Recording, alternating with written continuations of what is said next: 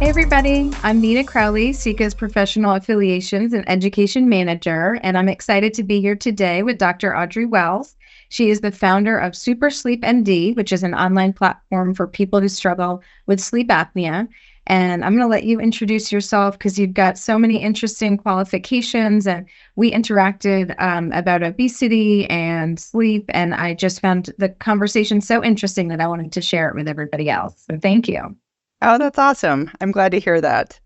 So I am triple boarded in sleep medicine, obesity medicine, and pediatrics. And believe it or not, they all interplay when you are underslept. I like to say that my adult patients look like toddlers when they're sleep deprived. And so I have just the right expertise for them. But yeah, I started Super Sleep MD maybe a year and a half ago because I was really frustrated with not being able to provide the education and support through the medical delivery system. So it's an online platform to support people who struggle with sleep apnea. Love that. And I think this is such an area, my background is in bariatric surgery for 17 years. And so this was always a conversation that we had with patients, leading up to surgery. Often one of the reasons people pursue surgery, one of the health comorbidities that they're hoping to get rid of. But I think something you and I started talking about is this idea that, like with a lot of things in bias, it's either, people relate it all to their weight or they don't consider it at all. And I think, even with surgery, it was kind of like you're going to have surgery and then you're not going to have sleep apnea anymore. And I know that's not the case. So I thought maybe you could educate us a little bit more on that kind of a concept. Yeah, I'm really happy to talk about it because it's one of the bigger misconceptions about sleep apnea. And I think it contributes to internalized bias for people who have obesity. So the idea is that if you have sleep apnea, it's because you're overweight or have obesity. And if you lost weight, then your sleep apnea would go away. So there's a little bit of a bi-directional effect there. And, what I can say is that, sure, weight gain and obesity is the number one risk factor for obstructive sleep apnea. And it's nice because it's a modifiable risk factor. So it has that going for it. However, weight loss does not always mean that you would get rid of your sleep apnea. And unfortunately, a lot of people who undergo a bariatric surgery or have, significant weight loss through behavioral means or pharmacotherapy tend to not get rechecked like they really should. They sort of rely on the absence of snoring to say, oh, my sleep apnea has gone away. And the truth is, snoring is not a great marker for the presence or absence of sleep apnea. That makes a lot of sense. But yeah, that bias of this is just going to go away. And then probably the even more, if someone doesn't have that go away after they've lost weight, that's even more, frustrating and confusing. It certainly can be. And the problem is, if you rely on the absence of snoring to say, well, I've lost weight, I don't have snoring, therefore I can't have sleep apnea. If that's not actually true, if you do have some residual sleep apnea, which causes drops in blood oxygen level and awakenings or arousals from sleep, then that could actually sabotage your weight maintenance. You could gain weight back because sleep deprivation is a stimulus for weight regain. That's a complicated pathway, but important. And I feel like we don't talk enough about sleep. Even in my program, it was very much, we talked about weight, we talked about changes to the body after surgery, and we had dietitians in there. We had less of a consistent behavioral health presence, even less of a presence with exercise specialists, but really no follow-up in a consistent way with our sleep specialists. So gosh, and as you said, all we do is eat, sleep, and move, right? So right. How do you see that working in, better pathways or programs, or how do we do that better? I'm right there with you. I think in medical school, I may have gotten an hour or two of sleep education. I did not even know it was its own specialty until I was doing a pulmonary and critical care fellowship. And then it was like, wow, I really resonate with that message that sleep is a fundamental biological need and everybody does it. And for anybody who's watching, just think back to the last terrible night of sleep that you had, or maybe your sleep was restricted because you were trying to complete a project or you had, some sort of obligation for travel or work. And when you start pinching down your sleep time and when you're sleep deprived, you suffer. Your brain can't think as well. You don't have as many problem-solving capabilities. Your emotions tend to be dysregulated and definitely more toward the negative. And you become sort of this hedonic reward-seeking machine. And a lot of times that includes eating foods that aren't on a healthy diet plan. It means that you sacrifice time to exercise or move your body, whether that's cardio or lifting weights or whatever. And you may have some other behaviors like forgetting to take your medication or, doing something risky or impulsive on the highway or at work.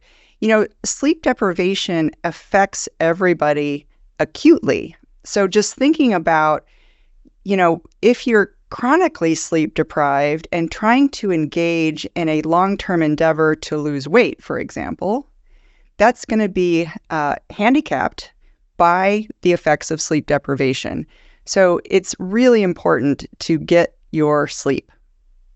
Wow, I think any one of those that you mentioned, even a tiny shift in any one of those can have such an impact on your weight and your health and how you're feeling. So as they kind of pile on and add up, gosh, that's a big deal.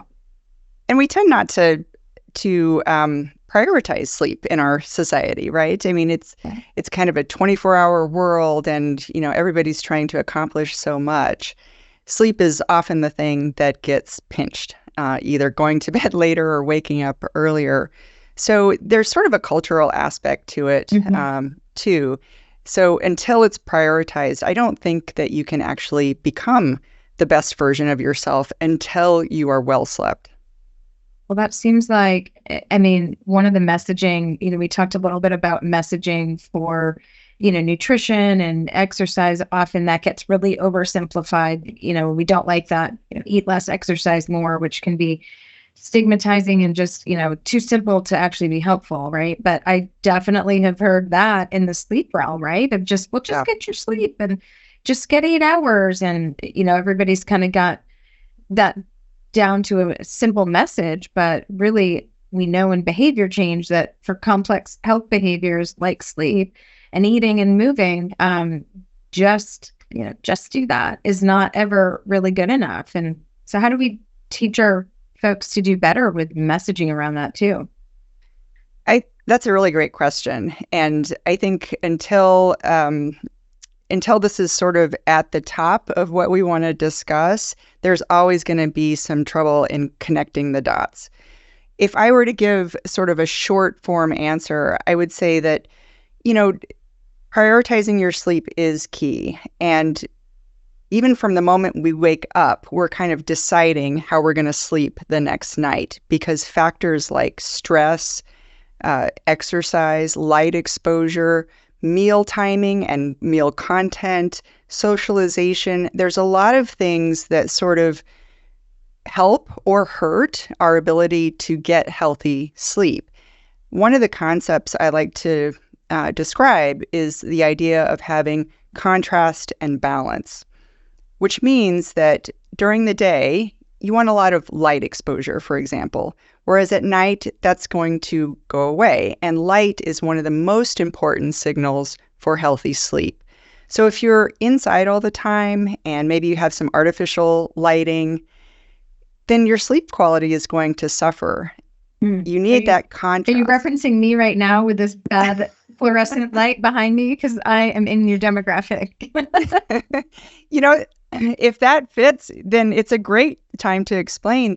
It doesn't actually take that much time outside to make the pendulum sort of swing over to that light availability. So what I mean is, if you were just to wake up in the morning and spend 10 minutes outdoors, even if it's a cloudy day, the amount of lux or light units getting into your eyes and signaling your brain that it's time to be awake, the amplitude of that signal is really important for then 16 hours later when it's time to fall asleep. Your brain sort of understands that this is the contrast. So the pendulum swings the other way, and now you're going to get to sleep easier, and your sleep will be deeper as a result of that contrast. That's interesting. Okay. And so, I mean, you mentioned about the balance too, the contrast and the balance. What other, I mean, I don't know, these maybe even just personal tips for me of what can I do or what can folks do to prioritize the fall asleep? I hear people have a lot of trouble with that too. People have so much trouble falling to sleep and then falling back to sleep if there's a nighttime awakening. And a lot of times, you know, when you're lying in bed and it's dark and quiet and you're just there with your thoughts, the curtain is pulled back on your relationship with yourself, right? Because you don't have the distractors that sort of keep you occupied during the day. And this is where the idea of monkey mind comes to play. Like, you know, you're replaying conversations that you wish you would have done better. You're thinking about your to-do list, and, you know, these thoughts are kind of bouncing around and creating feelings like anxiety or overwhelm, stress. Those feelings are completely incompatible with sleep. And it's sort of a flag to reveal areas of your life that need more balance. So if that's something that resonates with you, I would suggest looking earlier in your day. How can you wind down? How can you manage your stress better so that when it's time to sleep, your mind is in a more soothed place? It's more in a place to say, you know, the day is over. There's not anything else I can do to affect my relationships or my job or whatever. You know, it's time to rest. So it's an analogy I like to use is kind of like landing a plane, right? When it's time to land, there's a lot of things that happen between 30,000 feet and the ground. And you kind of have to anticipate that, prepare for it, and make sure that landing is smooth and not sort of bumpy, because you're definitely going to be agitated with that. I like that. That's a good analogy. Cool. Yeah, thank you. So another thing I hoped we could talk about, and initially what brought us together to talk, was that you're using body composition assessment in your practice. And I think that was a totally interesting kind of application for me to understand. So can you tell me a little bit about what you're doing and how you might be using that with your particular clients? Yeah, I want to be clear that I've tried the body composition analyzer. I haven't incorporated it into my practice yet, but I can definitely see an application there. So one idea is that especially where sleep apnea, obstructive sleep apnea is concerned, there's a higher risk for people who tend to carry their weight around their middle, their abdomen. So the body composition analyzer can look at that and sort of differentiate from somebody who's got more weight around their hips and legs. Now, imagine if you're someone who does have weight in your abdomen and you're lying down, that mass is going to push up more on the diaphragm, which reduces what's called the functional residual capacity. So your lungs are kind of pushed up a little bit. You can't take as deep of breath. And there's a concept of tracheal tug. So if your trachea is not having as much tug or downward movement, then there's more collapsibility that occurs even in the space behind the tongue. So people who carry weight in their abdomen are more at risk for obstructive sleep apnea. But as you lose weight, especially if it's from the abdominal area, then obstructive sleep apnea can get better. So monitoring kind of that visceral adipose tissue and waist circumference are important parameters. Yeah, and I think it's a lot more accurate than doing a waist circumference. And even for small changes, that feedback can be really helpful and empowering for somebody Mhm. who's just trying to get all their vectors pointed in the direction of health. So having the availability of, a more accurate measurement that can detect small changes is really nice. I like the way you put that. Well, that's great. So, when we talk about, I just was thinking about your comment about kind of the long-term nature of obesity, the chronicity of it, and sleep too. And so we don't just, lose weight and be all better from all of these other, areas. How do we kind of continue to monitor that for someone who, like you said, they're not snoring, they've lost a little bit of weight, their metrics are looking better, maybe they've lost some of their visceral adiposity. What do they monitor longer term? Are you for obstructive sleep apnea? Hmm. Yeah. Yeah. So when I see somebody who is losing weight and they have sleep apnea, most of the time it's treated with CPAP therapy or autopap therapy. I look at about the 10% weight loss mark to see, are they having symptoms of sleep apnea at that point? If they are, then treatment should definitely be continued. And sometimes that means coming off of their CPAP machine for a night or two to find out, if they're still snoring, waking up, gasping, and things like that. If there's no symptoms or symptoms have improved significantly, then we can do a home sleep apnea test or an in-lab sleep study to quantify what improvement might be translating to their AHI. And that's, at this time, the sort of metric for measuring sleep apnea severity. Mhm. Now, one problem is we all know the limitations of a BMI, the body mass index. It doesn't really give you a great picture of somebody's adipose distribution and a number of other things. The same is true for the apnea hypopnea index. It doesn't tell you how long the airway obstruction is occurring. It doesn't tell you how deep the blood oxygen levels are going. It doesn't tell you a lot of things that would make me bump up the severity category for somebody with sleep apnea.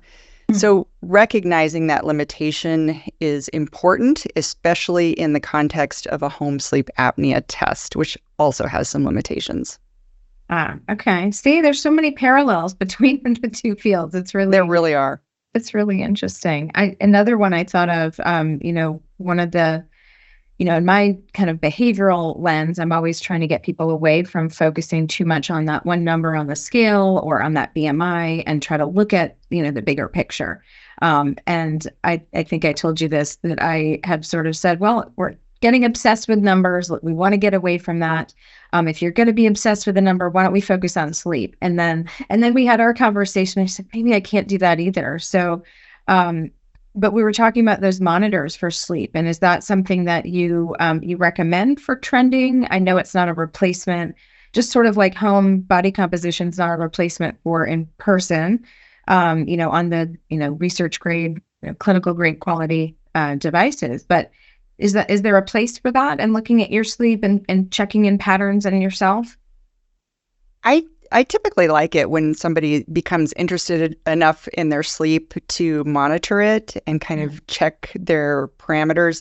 There's a lot of different things to look at. And now with the consumer wearable devices like Oura Ring, the Fitbit, and Apple Watch wrist devices and things, there's metrics that people can look at, which is great, but take it with a grain of salt a little bit because the marketing game is quite strong, Yes, it is. although the accuracy isn't quite there yet for things like sleep stages.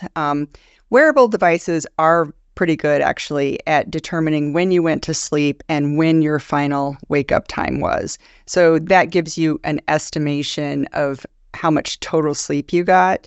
And over time, people become familiar with this and can also relate it to what they're experiencing during the day.